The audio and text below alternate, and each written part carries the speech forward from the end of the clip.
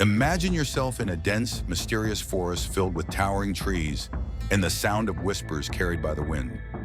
Now picture a group of strong and fearless warriors, clad in animal hides, gripping sharp swords, their eyes glowing with determination. These are the Celts, a people who were never afraid to fight for what they believed in. Long ago, at a time when the mighty Roman Empire dominated almost all of Europe, there was one people who did not bow down, who refused to surrender. As the Romans marched through distant lands, conquering cities and crushing armies, they consistently encountered a formidable obstacle: the Celts. Imagine the fear in the Roman soldiers' hearts as the sound of Celtic drums echoed through the mountains, signaling that they were ready for battle. These Celts were different. They feared nothing. It was said that their warriors believed that even in death, they would continue to fight in another realm. So for them, death was not the end. It was merely the beginning of a new adventure. And while Rome tried to conquer them, the Celts fought with all their might, defending their villages, their families, and their traditions. Today, we are diving into the incredible history of this people who defied the greatest empire of their time and proved that you don't need to be gigantic to be invincible. We will discover who the Celts were, how they lived, and how, even today, their stories continue to echo through the forests of Europe. So get ready, because the adventure is just beginning. Hey, wait! If you're enjoying this journey into the history of the Celts, don't forget to smash that like button and subscribe to the channel. By doing so, you help share these amazing stories with more people. And let us know in the comments, what part of Celtic culture has surprised you the most so far? Let's continue this journey through the past together. The Celts were a people who gave the Roman Empire a run for its money. Imagine them as great warriors spread across various regions of Europe, like France, England, and even parts of Spain and Portugal. They didn't like anyone trying to control them and fought fiercely to protect their lands and way of life. Even with the mighty Roman army, the Celts never bowed their heads and caused significant trouble for the soldiers of Rome. The history of the Celts begins a long time ago, back in the Bronze Age. Think around 3,000 years ago. They lived in a region that today would be Austria and southern Germany. And you know what their secret was? They were masters of ironworking. This was like a superpower for them because they could craft swords, spears, and even exquisite jewelry. Their ironworking skills helped the Celts stand out and protect their territories and people. Imagine them as magical blacksmiths, capable of transforming metal into valuable treasures. This early phase of Celtic history is known as the Hallstatt culture. They lived in resource-rich areas, like forests and rivers, and were very skilled in trading with other peoples. Imagine the Celts traveling along rivers and trails, carrying their swords and jewelry to trade for other exciting goods with the Greeks and Mediterranean people. They didn't just exchange items, but also ideas, learning a great deal from these other cultures. That's how they became stronger and smarter. The Celtic society was organized like a big family, except that some people held more power than others. At the top, there were warriors and tribal chiefs, who were like kings and queens, wielding gleaming swords and intricately decorated helmets. They were the wealthiest and commanded everything. These chiefs were responsible for protecting their people, and in return, they had great influence. Now imagine a Celtic feast where all the warriors display their detailed weapons, while artisans and farmers tend to the crops and craft beautiful items for their villages. Everyone played an important role in this society. Religion was also very significant to the Celts. They didn't have grand temples like the Romans or Greeks, but believed that nature was sacred. Imagine that.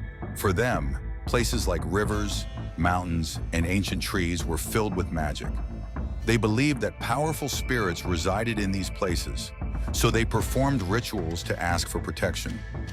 They were so devoted to these beliefs that they even had special priests called druids who served as spiritual guides, telling ancient stories and teaching about the mysteries of life.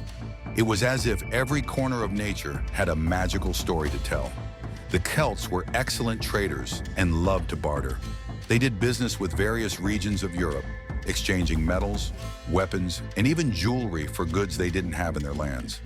Imagine a bustling fair full of Celts, trading gleaming swords, beautiful bracelets, and useful tools. This trade made them even wealthier and stronger. With all this commerce, they could build walls and fortifications to protect their villages and pay their armies, ready to defend their people if someone tried to invade their lands. It was as if the Celts used their trading to ensure everyone's safety. From 500 BC onwards, the Celts began to spread even further across Europe. This was when the famous Latin culture emerged, renowned for its wonderful and highly detailed art. Imagine beautifully decorated objects like jewelry, shields, and swords, all with designs inspired by nature. Curving lines, spirals, and shapes resembling leaves and animals. During this time, the Celts were everywhere. In France, which they called Gaul, on the islands of England and Ireland, in northern Spain, and even northern Italy. Each tribe had its way of living, but they all shared similar customs and traditions, like a large family spread across Europe. The Celts were divided into tribes, and each tribe had its own chief, like the leader of a great clan. There was a powerful warrior elite, with brave fighters and tribal chiefs who were the richest and most respected. But beyond these warriors, there were also farmers who grew food and the artisans who made all sorts of useful things like clothes, utensils, and weapons.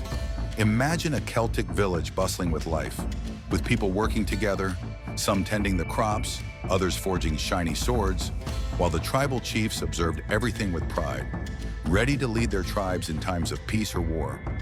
But around 90 BC, things started to heat up for the Celts.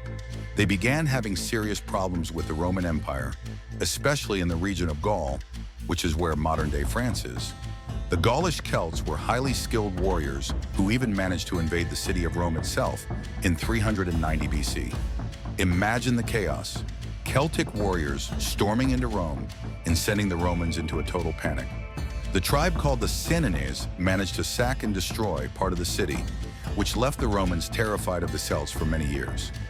After this episode, the Romans never forgot the power of the Celts and began to see them as great enemies that needed to be defeated.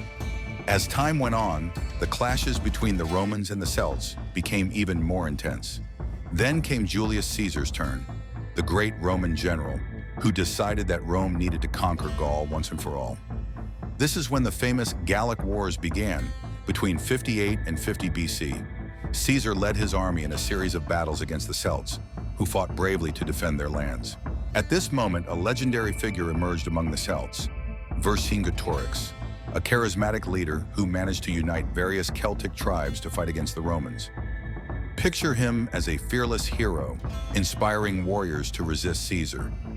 In 52 BC, there was the famous Battle of Alesia, where Vercingetorix and his warriors fought with all their might. But even with their bravery, they ended up surrounded and defeated. Vercingetorix was captured, taken to Rome, and unfortunately, executed. This defeat was a harsh blow to the Celts of Gaul. From that point on, Caesar managed to conquer the entire region, beginning to impose Roman culture. The language, customs, and even Celtic laws began to disappear, gradually being replaced by the Roman way of life. It was as if, little by little, the Celtic identity in Gaul was being erased. But not all was lost for the Celts. While Gaul fell under Roman rule in the British Isles, such as Ireland, Wales, and parts of Scotland, Celtic culture remained strong and resilient. These tribes were more distant from Rome's reach, so they managed to preserve their traditions and way of life. However, in 43 AD, the Romans decided to invade Britannia, modern-day England, during the reign of Emperor Claudius. It was then that one of the most courageous figures in Celtic history emerged, Queen Boudica of the Iceni.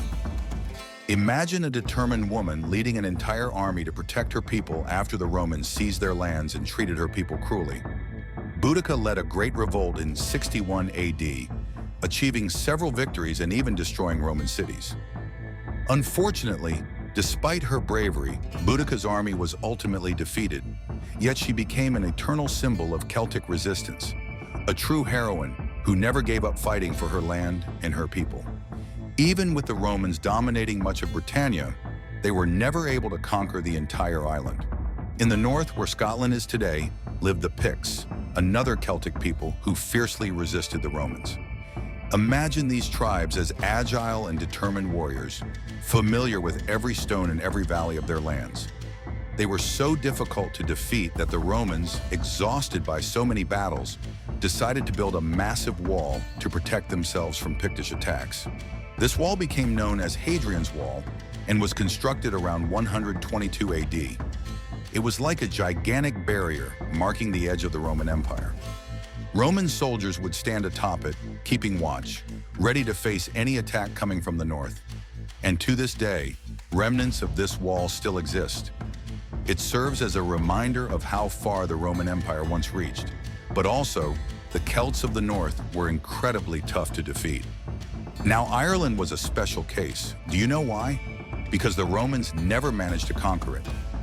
That's right, the Irish Celtic tribes continued to live freely, far beyond Rome's control. As a result, Celtic culture remained strong and virtually untouched there. Ireland became a place where Celtic traditions, legends, and customs were preserved for much longer than in other parts of Europe.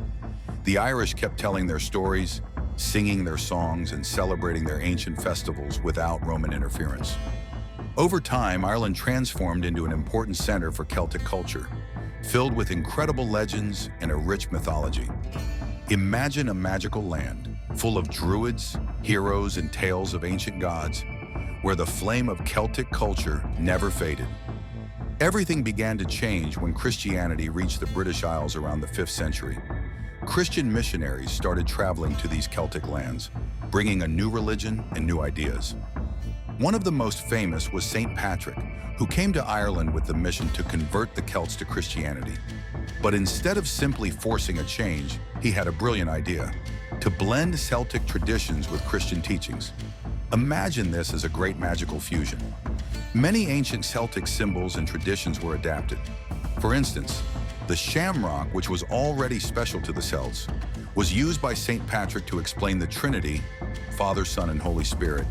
And the famous Celtic cross, with a circle around it, is a blend of ancient beliefs with Christianity. Thus, the Celts began to embrace Christianity without forgetting their roots. They preserved many of their stories and beliefs, now within a new faith. In this way, over the years, Christianity spread across places like Ireland, Scotland, and Wales, while the old religion of the Druids gradually lost its influence. But even with Christianity spreading, the Irish monks did something incredible. They decided to write down everything about the ancient Celtic culture. Imagine them, sitting in peaceful monasteries, copying stories, legends, and myths that had been passed down orally from generation to generation. Thanks to these monks, many of the Celtic tales we know today were preserved in ancient books. One of the most famous is the Book of Kells, filled with incredibly detailed illustrations and calligraphy that tell these stories in a beautifully artistic way. These manuscripts became treasures that kept the magic of ancient Celtic traditions alive. And the most fascinating part? The monks not only preserved Celtic culture, but also spread this heritage to other parts of Europe, establishing monasteries and sharing this knowledge. Thus, even when other peoples, like the Anglo-Saxons and Vikings, began to arrive, the essence of Celtic culture was not completely erased. As time went by, around the 5th and 6th centuries, the influence of the Celts began to diminish in many regions of Europe. New peoples started invading these lands, such as the Anglo-Saxons in England and later the Vikings, bringing their own cultures and traditions. This caused the Celtic tribes to gradually be absorbed by these new groups. Imagine it as a great fusion. Celtic culture blended with that of the invaders, creating something entirely new. However, the Celts did not completely disappear. Some became mercenaries, soldiers fighting for the highest bidder, even serving the distant Byzantine Empire. But in these cases, they were far removed from their ancient traditions, becoming a more diluted version of the original Celts of old. Meanwhile, in more remote regions like Ireland, Scotland, and Wales, Celtic traditions remained stronger. There, stories, music, and legends were passed down from parents to children, preserving that ancient Celtic spirit that cherished nature and heroic adventures. And you know what's the coolest part? Even after so much time has passed, the Celts left behind a legacy that is celebrated to this day. One of the most famous examples is the festival of Samhain, which they celebrated at the end of October. For the Celts, this date was very special because it marked the end of summer and the beginning of winter, when the days became shorter and darker. They believed that during this time, The veil between the world of the living and the dead was at its thinnest, allowing spirits to visit the human realm. So, to ward off evil spirits and protect their villages, the Celts would light large bonfires and wear scary masks as disguises. It was a festival full of magic and mystery. Over time, when Christianity spread, this festival merged with All Saints' Day, giving birth to the Halloween we know today. Now, those customs of dressing up, lighting jack-o'-lanterns, and going trick-or-treating are actually echoes of that ancient Celtic celebration. So when you dress up for Halloween, you're in a way honoring a tradition that began over 2,000 years ago with those same Celts who never bowed to Rome. And even though time has passed and many peoples tried to erase their culture, the Celts left a legacy that still lives on in various parts of the world. Today, the Celtic heritage is remembered in festivals, music, dance, and even in literature. Many people still celebrate their traditions, especially in countries like Ireland, Scotland, and Wales. Imagine those Celtic melodies played on harps and bagpipes, recounting ancient tales of heroes, druids, and magical creatures. In modern festivals like St. Patrick's Day, people dress in green, dance, and joyfully celebrate Celtic culture.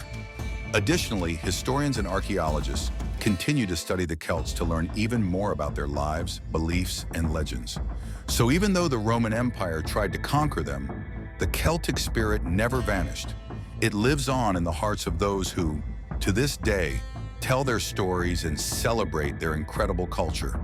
And if you look around, you'll notice that many traditions we have today carry a bit of that Celtic heritage. They were passionate about nature, trees, rivers, and mountains, something that still inspires many people to care for the environment. The idea that certain places are sacred and deserve respect comes largely from that deep connection the Celts had with the natural world. Even Celtic symbols, like the intricate Celtic knots, continue to be used as symbols of protection, luck, and eternity. You may have seen these designs in jewelry, tattoos, or decorations without even realizing they come from such an ancient culture. And the Celtic legends? Oh, they still captivate children and adults alike. Stories of heroes like Cuchulainn, who fought bravely, or the goddess Morrigan, who could transform into a crow, are still told today. They inspire films, books, and even games. It's as if the Celm, and incredibly enough, this Celtic philosophy of life still inspires many people today. The idea that everything is interconnected, nature, humanity, the past, and the future, leads many to once again cherish simplicity, the beauty of forests, the sound of the wind, and the sparkle of the stars. The legacy of the Celts reminds us that even in a modern world filled with technology, we should never lose our connection to the earth and to what truly matters. So how about keeping a bit of that Celtic spirit alive in our lives? Perhaps by taking a moment to listen to the birdsong, admire a sunset, or even share a good story around a campfire. After all, that's how the legends of the Celts continue to live on, through those who have open hearts to hear them. And that brings us to the end of this amazing journey through the history of the Celts. If you enjoyed learning more about this people who never bowed to the Roman Empire, don't forget to leave a like, subscribe to the channel, and hit the notification bell so you won't miss any of our upcoming videos. And let me know in the comments, which Celtic tradition would you like to see revived today? Thank you for watching, and see you in the next video. See you there.